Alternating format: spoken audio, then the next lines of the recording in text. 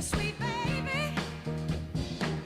There's something that I've just got to say. So today I'm talking about miscommunication. Now, miscommunication actually is, for me, you know how in French they have feminine and masculine words, elle and il? For me, if we had that in Canada, like in English, miscommunication would be one of those feminine words. Because when you think about it, communication is very an emotional thing. Communication, when you miscommunicate with someone, it could start an entire conflict, a war. When you communicate with somebody very well, it can create an awesome union.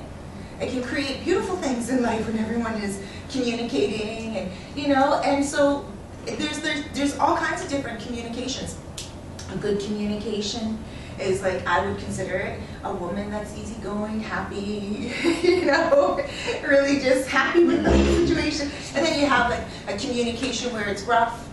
And that's like a woman just found out a man's cheating on her, or a woman's cheating on her, or anything of that nature, That's when it's like, yo, what the heck? Right? It's a bad communication. Miscommunication for me is so feminine.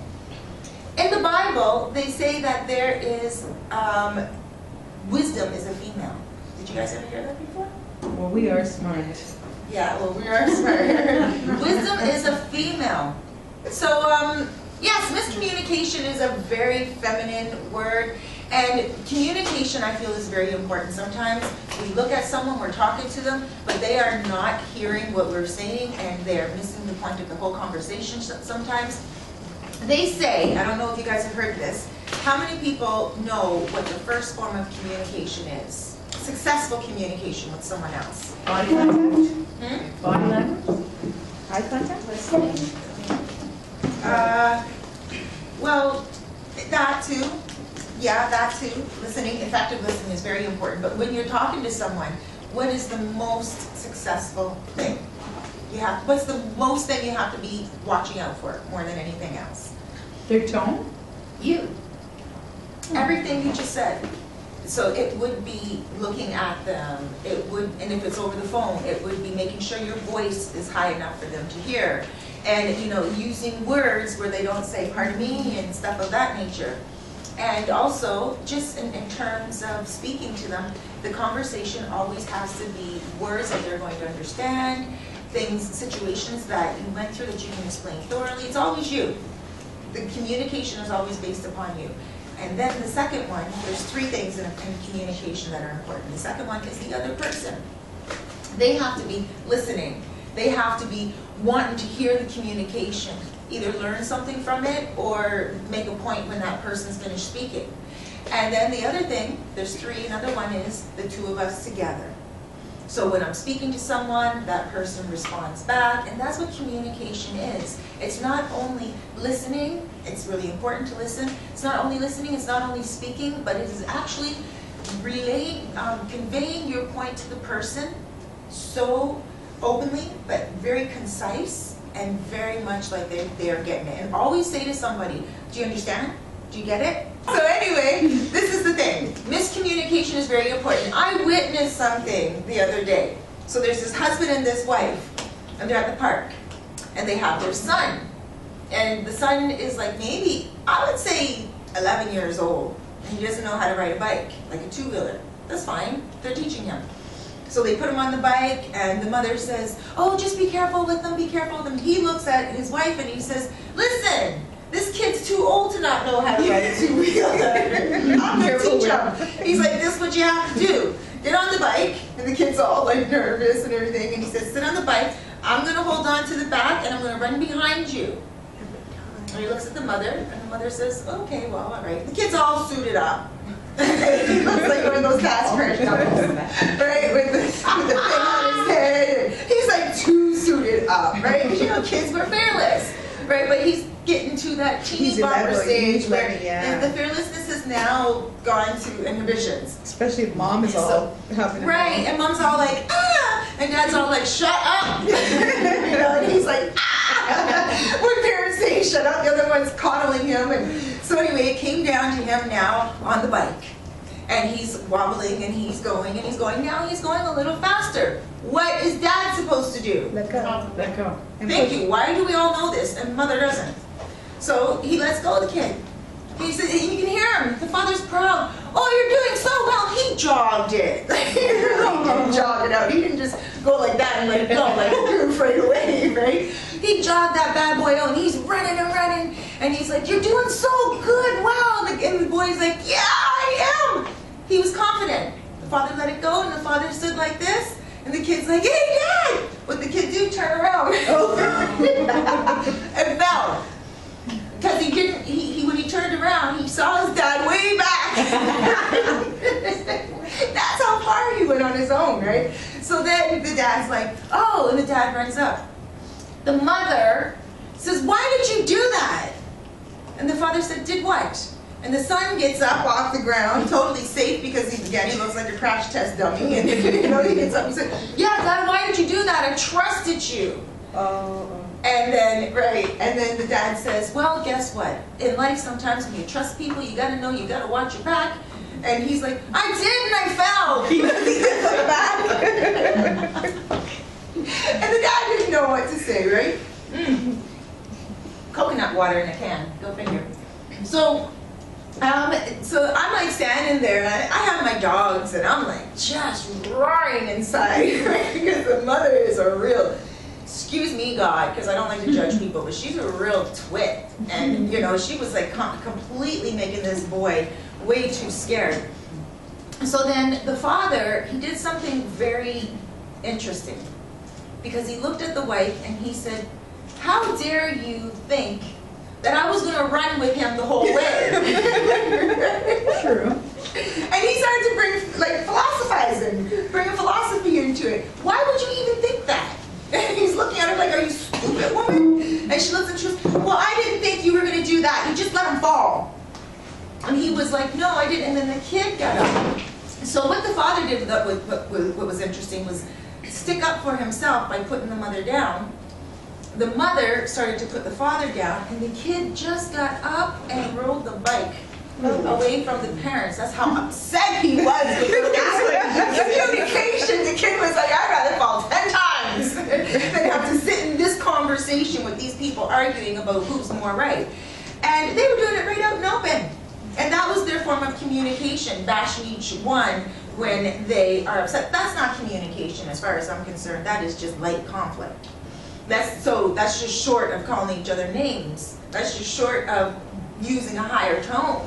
When you're sitting there saying, what about you? And what about you? I can't stand that. When I say to a man, again, talking about my men, but when I say to a man, you shouldn't have did that. And he goes, well, what about you? And you did this. And I'm like, yo, how long ago was that? We're talking about now and something you shouldn't have done. And he'll still go on with it? That's it. That's usually a woman's thing that'll go back to the past, not a man. Right. And I am very conscious not to do it unless I have to. Like I use those little ones, the seeds in the basket. I use those little things to bring out and say, remember this? Yeah. But with me, it's like when I say it and I bring it up, I don't want him saying, remember when you did this, and the two things aren't even connected. Like, if I said, you just ran a light, and he says, well, you ran a light in March. Well, I'll say, okay. But if I'm like, you just ran a light, and he's like, yeah, well, still, remember that time? Do this, and it's totally unrelated. Still, the two just are not connected. So that is not a real good form of communication when you have two people just on the verge of conflict. Communication is supposed to be positive conversation or and even if you don't get anything positive out of it, at least some kind of food from it. A lesson that you're getting from a conversation of communication or anything. Communication doesn't even have to actually be conversation. It can be just looking at each other and being like, hello, what's up? I do that a lot on the street actually. And I happen to do it more with Rastaman because they kind of get it. But when I'm walking down the street, I always make eye contact with people who are walking beside me. Very rare do I look down, unless I'm thinking, which is often too. But anyway, I most times keep eye contact with people when I'm walking by on the street. If it's a dread man or a Rastaman or a Caribbean person, even Spanish, they get this nod. Communication. Right? And I'm more prone to do it to people from the islands and just be like, that's it, and they're like that right back. It's just the same. But And I think it's because when I was younger, my dad used to walk by the Dread Man's and be Wanton Star. You know, so I don't really say Wanton Star, but I will nod my head. And that's a form of communication and respect. Yeah, maybe Oh, soon. yeah. Ange, can you come up here, please? And Jen. Yes, Tess. Which Jen? This one right here. Once, on Friday, my friend Shanika, she's leaving for work. And both of you right there on the camera. Is it okay if you guys are on camera? I got off of America's Most Wanted list, so I'm okay. Come over. Yeah, go over there a little bit. There we go. Okay, so I'm gonna get to that in a second. Okay, so what I want you two ladies to do is I'm gonna throw out a word to you. And I want you guys to use that one word and communicate back and forth with each other. Just one word? Not the one word. I'm gonna throw out one word and you're gonna say your word of communication to that one word. And then she's like, that's acting. From acting class. Maybe you should be up here. Here, ladies, this is what I'm gonna do. I'm gonna say a word, Okay. and what you associate that word to, you're gonna say, and then you're gonna say it, and then the two of you are gonna go back and forth. Make her go first. All right. You know what I'm doing. And you say one word. Okay. Okay, one word. Sunshine. Clouds. Happiness. Joy. Love. Peace. I forgot the word. No, now you go off piece. Oh, okay. Yeah. So wait, just a piece? I said peace. Calmness. Harmony. Togetherness. Friendship. Did I say that? Yeah. Yeah. Okay, perfect. Okay, let's go. See, now what that proves is that we actually, as human beings, we have this thing called word association, but we also, like our brain triggers, you can actually see them standing there thinking. Okay, Alyssa, come on up. No, she's like, no. She said she wanted to act. Okay. Who would like to come up? Marie and... Autumn. Yeah. Oh, okay, yeah, two Libras. I didn't know we were both Libras. Look at that. Now what we're going to do is we are going to do almost the same thing, but it's going to be a sentence. Oh, wow. Okay? Are you guys both on the thing? I don't know. Okay. Now we are. So it's going to be a sentence. So I'm going to say a sentence, and you're going to carry it on. So it's like a story that we're going to tell with this one sentence I'm going to throw out. Okay? And it doesn't have to connect necessarily. Okay, so here we go. The little boy had a red fire engine, and He decided to go and play with his neighbor. And I have to continue off, Yep. like off the story? yep, offer story. Okay. The neighbor really loved a fire engine, so he decided to ask for it. And the little boy's been, wasn't sure at first, so he Told the kid no. That's perfect. That's perfect. Okay, now let's say what you say after that. We'll get two more in. So when he said no, the little boy, his friend got sad.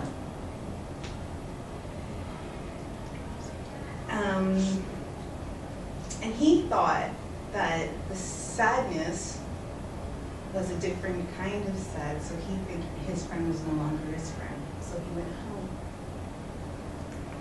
But it wasn't the type of sadness that he thought his friend thought it was. So. Over to his friend's place to see what happened.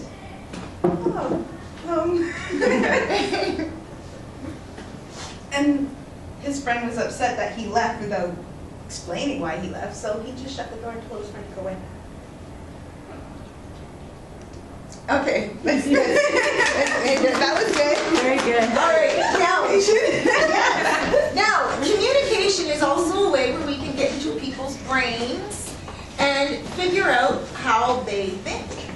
So with Marie and Autumn, I don't know if you guys noticed the pattern, that's the reason why I let it go a little bit, was the pattern was Marie was the one that was like, we can all be friends and resolve this. And Autumn was the first one to introduce the sadness, and then slamming the door in the little boy's face.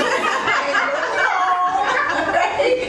So she said sadness, she said, I'm going home. And then Marie came to apologize. I was like, no, you know what? Go away, because you didn't tell me why, you know, and it just, but now we all as well, through that communication, have an understanding of this little kid, you know, and I had a friend. And so they actually took their thoughts, put them together, logically created something. Now, just off topic, that's what we do in life, period. We have to create a vision to take us places in life. Without a vision, without a plan, we're just aimlessly walking through life. But when we have one goal, two goals, three goals, that's what we're doing. We're communicating with our spirit that that's what we want to do. So, that was just off topic, but so when it comes to people and communicating, we actually get to see inside their brain.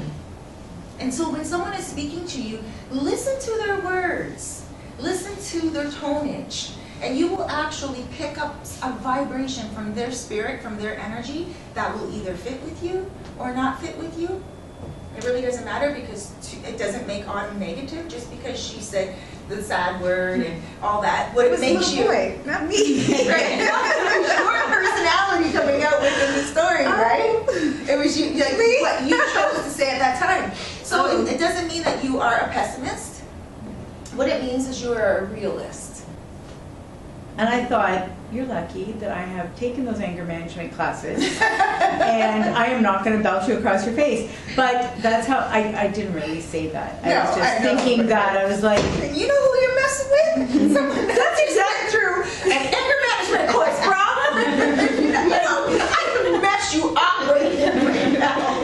That's what I hold myself and said. that's right. So it's like, wow. I did say, you know, you're lucky I did pass my anger management class. And then they're like, yeah, and then I'm like, maybe you should have listened when I was wanting to have a conversation. Right. But then I just said, Yeah, see, and miscommunication happens every single day. Actually, if someone calls me, like just like a family or a member or something, I think we all have this intuition. You kind of know when someone wants to get at something, right? Because it's almost like, okay, the person could call you every day and talk to you, but it kind of, there's always a different change when they want something. You can hear it in their tone, you know? It's like, what do you want? You want something right now.